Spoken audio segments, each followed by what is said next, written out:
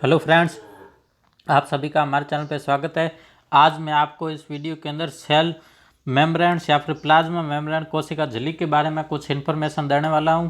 तो आपको cell membrane और सेल प्लाज्मा मेम्ब्रेन की जानकारी मैं इस वीडियो के अंदर दूंगा। तो इससे पहले मैंने कुछ वीडियो और बना रखे हैं जिसके अंदर प्रोकैरियोट्स एंड यूकैरियोट्स के अंदर जो डिफरेंस था वो बताया था। उसके बाद में मैंने सेल वॉल या फिर कोशिका भित्ति के बारे में जानकारी दी थी। और अब हम पढ़ेंगे प्रोकैरियोट्स तथा यूकैरियोट्स की क्या पढ़ेंगे, सेल कोशिका झिल्ली। तो चलिए शुरू करते हैं आज का ये वीडियो।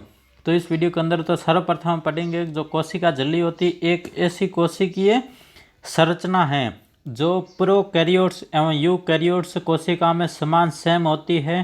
तो हमें प्रोकैरियोट्स और यूकैरियोट्स की कोशिका झिल्ली जो होती है वो दोनों के अंदर समान तरीके की पाई जाती है, इसलिए हम दोनों को एक साथ में पढ़ेंगे। इन दोनों की जो कोशिका झिल्ली के अंदर कोई अंतर नहीं होता है। तो और जो कोशिका झिल्ली की जो संरचना है या फिर उसको 3 मॉडल्स द्वारा दिया गया। तो सबसे पहले जो मॉडल्स दिया गया था उसका मॉडल का नाम था यूनिट मेम्ब्रेन सिद्धार्थ, जो किसने दिया था, रॉबर्टसन ने दिया था, और जिसकी मोटाई जो होती है 75 एंगस्ट्रॉम होती है। और रॉबर्टसन ने इस मॉडल को दिया था जिसको क्या है ज़्यादा मान्य नहीं किया गया। उसके बाद में एक मॉडल दिया गया सैंडविच मॉडल, जो मॉडल दिया था डैनियल एंड डेवसन्स द्वारा प्रतिपादित किया था। इन्होंने क्या बोला था, इन्होंने बोला था कि जो सबसे बाहर की ओर क्या होगा, सबसे बाहर की ओर होंगे प्रोटीन होंगे और बीच में क्या होंगे, इस टाइप से लिपिड होंगे। दोनों साइड के अंदर लिपिड होंगे और बाहर की साइड के अंदर क्या होगा, तो प्रोटीन, बीच में लिपिड फिर वापस प्रोटीन।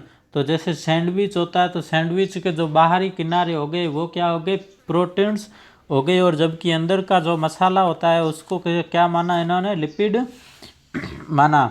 तो लिपिड्स होते हैं तो ये भी क्या है, इतनी ज़्यादा मान्य नहीं हो पाई। तो उसके बाद में एक तीसरा मॉडल आया फ्लूइड मोज़ेक मॉडल, जिसको किसने दिया था, सिंगर एंड निकोलसन ने दिया था, तरल कृमिक नमूना करके जिसको बोलते हैं। ये क्या है, सबसे ज़्यादा मान्य भी है। तो आपको डायरेक्ट एग्जाम्स के अंदर पूछा जाएगा फ्लूइड मोज़ेक मॉडल्स किसने दिया था, तो fluid mosaic model Singers and Nicolson ने दिया था।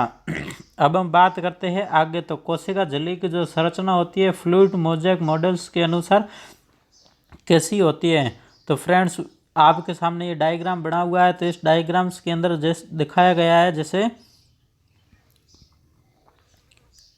फ्लूइड मोज़ेक मॉडल्स के अंदर जो कोशिका भित्ति होती है उसके अंदर क्या है, ये जैसे सेल्स है तो सेल्स के अंदर प्रोटीन होती है, और प्रोटीन के बीच के अंदर क्या बना हुआ है, ये प्रोटीन के बीच के अंदर क्या है, लिपिड्स लगी हुई। बाहर की साइड्स के अंदर क्या होंगे, प्रोटीन्स होंगे, और बीच की साइड्स के अंदर टोटल के अंदर क्या है, लिपिड्स है। फिर वसा की क्या है, बाई लेयर, जैसे हम वसा की द्विपरत भी कह सकते हैं। और इसके ऊपर क्या है, जैसे इसके ऊपर ये एक्सट्रिंसिक पेरिफेरल प्रोटीन, जो इसके ऊपर क्या है, प्रोटीन्स लगी हुई है, जिसे हम क्या बोलते हैं, जो बाहर की साइड जो प्रोटीन लगी हुई उसे हम बोलते हैं बाह्य परिधीय प्रोटीन, जिसे हम एक्सट्रिंसिक या फिर पेरिफेरल प्रोटीन भी कहते हैं। और बीच के अंदर जो प्रोटीन लगी हुई होती है उसे हम बोलते हैं आंतरिक प्रोटीन, जो बीच के अंदर क्या होती है, पूरी धसी रहती है, और बाहर की जो प्रोटीन होती है वो ऊपर की ओर थोड़ी थोड़ी धसी रहती है। तो इसे हम एक्सट्रिंसिक प्रोटीन, और अंदर की ओर जो प्रोटीन्स होती है उसे हम इंट्रिंसिक इंटीग्रेलर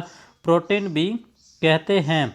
और तो फ्रेंड्स इसके बाद में, इस डायग्राम्स के बाद में हम इसके कोशिका झिल्ली के लक्षण पढ़ेंगे। तो कोशिका झिल्ली जो है रासायनिक रूप से कोशिका झिल्ली वसा एवं प्रोटीन से निर्मित होती है, और थोड़ी मात्रा के अंदर शर्करा या फिर जैसे हम कार्बोहाइड्रेट कहते हैं वो भी क्या होता है, इस समूह के इसके अंदर उपस्थित होता है। तो हम उदाहरण के लिए या फिर हम अध्ययन के लिए किसकी कोशिका लेते हैं, आरबीसी की झिल्ली को लेते हैं। तो आरबीसी की जो मेम्ब्रेन्स जो होती है उसके अंदर क्या होता है, 52% प्रोटीन होती है, और 40% क्या होता है, वसा पाई जाती है। सभी कोशिका झिल्ली में वसा प्रोटीन का विषम प्रतिशत होता है। तो सभी जितनी भी कोशिका झिल्ली होती है उसके अंदर प्रोटीन और वसा जो होते हैं वो समान भाग में नहीं पाए जाते, उनका जो प्रतिशत क्या होगा, विषम होगा। जैसे 60-40, 50, 52-40 या फिर ऐसा कुछ होगा, समान नहीं होगा। कोशिका झिल्ली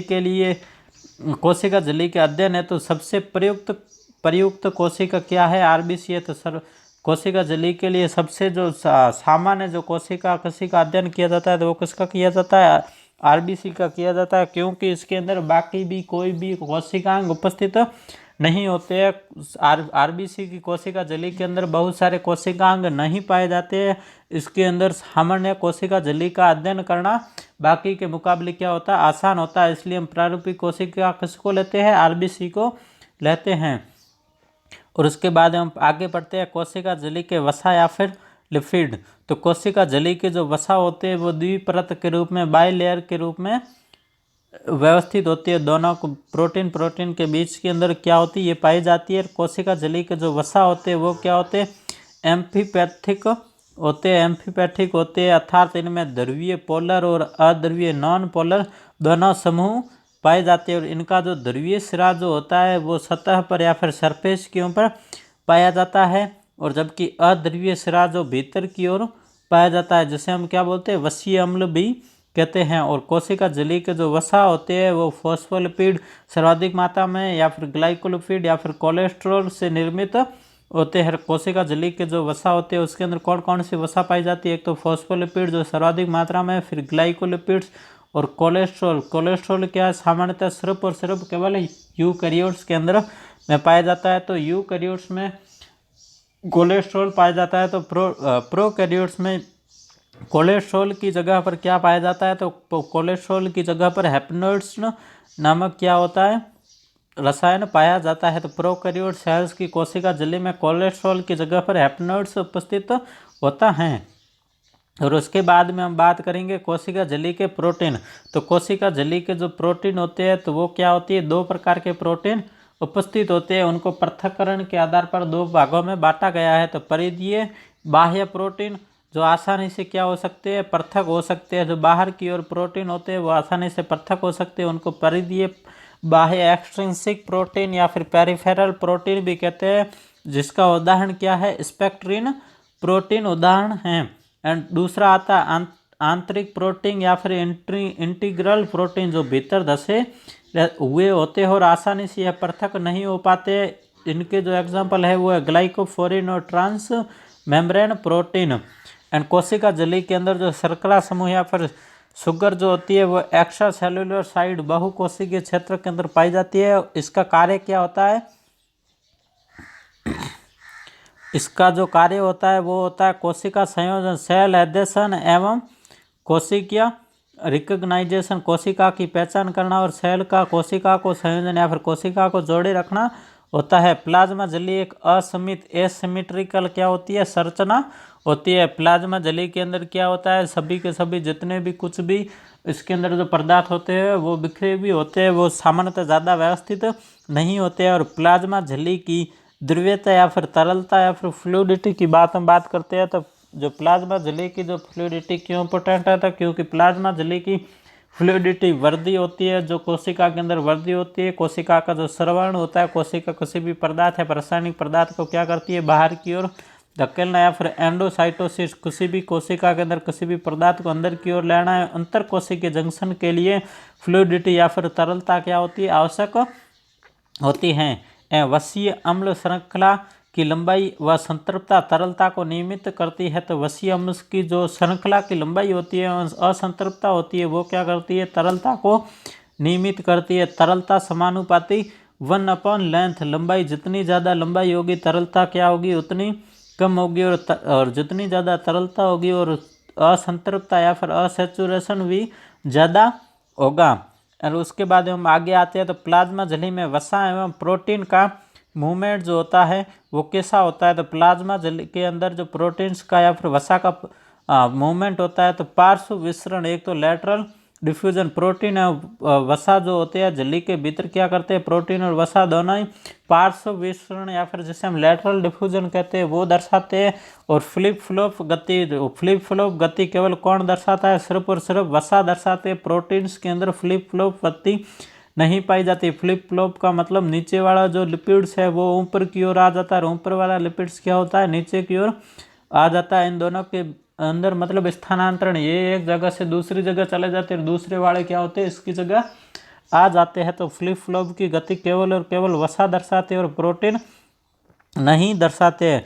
और प्लाज्मा जो झिल्ली जो होती है वो सेलेक्टिव परमिएबल चयनात्मक पारगम्य होती है। इसके अंदर क्या होता है, सेलेक्टिव या फिर चयनात्मक पारगम्यता होती है। विलायक सॉल्वेंट के अतिरिक्त कुछ विशिष्ट विलय के लिए क्या होती है, पारगम्य होती है। तो इसके अंदर जो सामान्यतः विसरण जो होता है वो सामान्यतः 3 प्रकार से होता है। एक तो होता है सरल विसरण, दूसरा सुसाध्य विसरण और तीसरा होता है सक्रिय स्थानांतरण।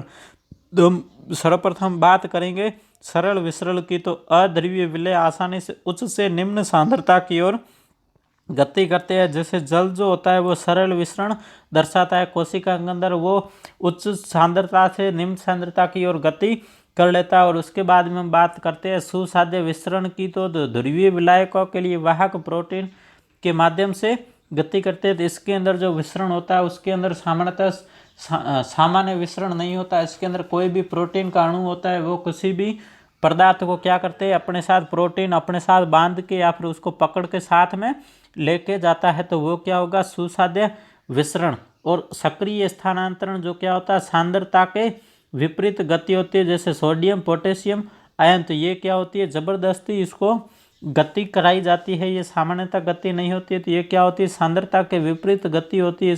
तो इसका एग्जाम्पल क्या है, सोडियम पोटेशियम आयन। एंड अंत में हम पढ़ते हैं इसके अंदर एंडोसाइटोसिस अंतःग्रहण। प्लाज्मा झिल्ली या फिर कोशिका झिल्ली के अंदर एंडोसाइटोसिस या फिर अंतःग्रहण सामान्यतः 2 प्रकार से होता है, पिनोसाइटोसिस और फैगोसाइटोसिस। तो फैगोसाइटोसिस के अंदर ठोस पदार्थों का कोशिका के भीतर क्या होता है, प्रवेश। कोई भी कोशिका अगर अपने भीतर ठोस पदार्थों का अंतःग्रहण करती है तो वो फैगोसाइटोसिस कहलाती है। और पिनोसाइटोसिस का मतलब होता है सेल ड्रिंकिंग, तरल पदार्थों का कोशिका के भीतर जो प्रवेश होता है उसको हम क्या बोलते हैं, पिनोसाइटोसिस बोलते हैं। तो फ्रेंड्स, आपको ये इन्फॉर्मेशन कैसी लगी, ऐसे ही वीडियो देखने के लिए कृपया हमारे चैनल को जल्दी से सब्सक्राइब करें तथा इस वीडियो को अपने फ्रेंड्स के साथ शेयर जरूर करें। Thank you friends.